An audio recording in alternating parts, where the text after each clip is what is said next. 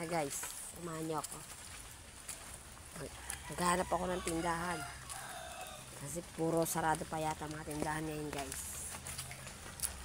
May bibilihin lang ako eh. Hindi ko mabili dahil walang bukas sa tindahan dito. Puro sarado pa.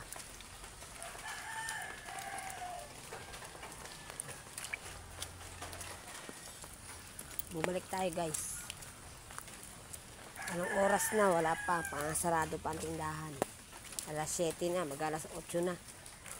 Sarado pa ang mga tindahan dito guys. Oh. Ayan o. Sarado o. Sarado pa ang tindahan.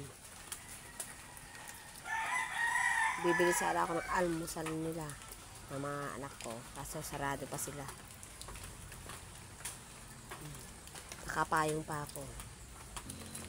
Tignan natin dito guys sa baba. Kung bukas na. Sana bukas nga. Pag sarado pa, sorry. Mamaya pa tayo makakapag-ano ng almusal. At saka ang dulas-dulas.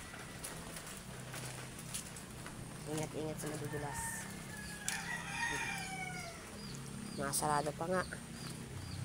O yan guys o. Sarado pa o. Sarado pa guys. Sarado pa yung mga tindahan dito oh. Sarado pa. Sana guys mawala na itong bagyo na to. Na matapos-tapos na ang hirap ng tao. Kasi kami binabaha na rin kami sa loob. Kaya sana po mawala na sa itong bagyo na to. Wala na guys, hindi tayo makakabili ng aming almusal pala.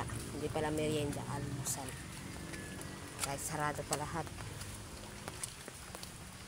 Mga bandang 8:30 yan magbubukasan sigurado.